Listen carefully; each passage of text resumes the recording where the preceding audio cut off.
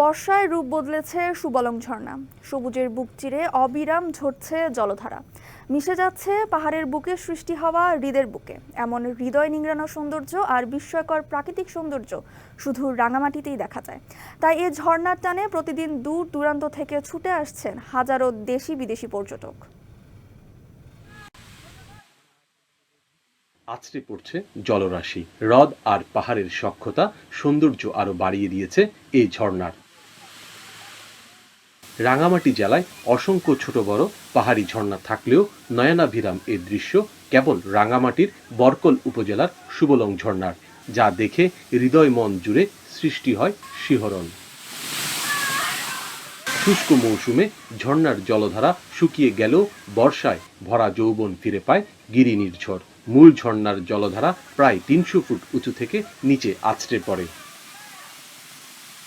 পাশেই রয়েছে আরেকটি ঝর্ণা, যার পানি নিচে আছড়ে পড়ছে প্রায় ৬০ ফুট উপর থেকে। সব পানি গিয়ে মিশে কাপ্তাই হ্রদে। অ্যাকনন সোপ, দেশের নাম্বার 1 হালাল অ্যান্টিব্যাকটেরিয়াল সোপ। ন্যাচারাল ব্যাকটেরিয়ালাইসিসের সুরক্ষায় ফ্রেশ ও অ্যাক্টিভ সবসময়। সবুজের বুকে এমন প্রাকৃতিক জলধারা মুগ্ধ করে সকলকে। ঝর্ণার এই অপরূপ দৃশ্য মুঠোফোনে ধরে রাখছেন কেউ বা শীতল পানিতে গা ভেজাচ্ছেন। স্থানীয় দর্শনার্থীদের পাশাপাশি দেশের বিভিন্ন অঞ্চলের পর্যটকরাও প্রকৃতির এই অপরূপ দৃশ্যের সাক্ষী হচ্ছেন।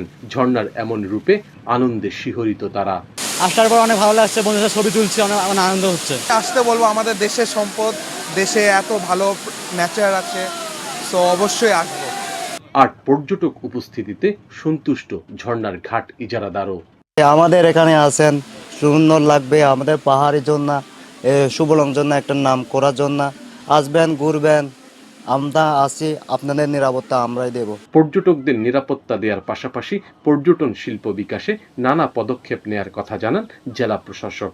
আপনারা জানেন যে এখানে পুলিশ আছেন, আর এই ঝর্ণাগুলোতে যাতে পর্যটকরা নিরাপদে যায় সেই জন্য জেলা প্রশাসন এবং উপজেলা প্রশাসনের পক্ষ থেকে সবসময় নজরদারি করা হয়। কাপ্তাই হ্রদের নীল জলরাশির উপর দিয়ে শহর থেকে ২৫ কিলোমিটার দূরত্বের এই ঝর্ণায় যাওয়া পর্যটকদের কাছে রোমাঞ্চকর বটে।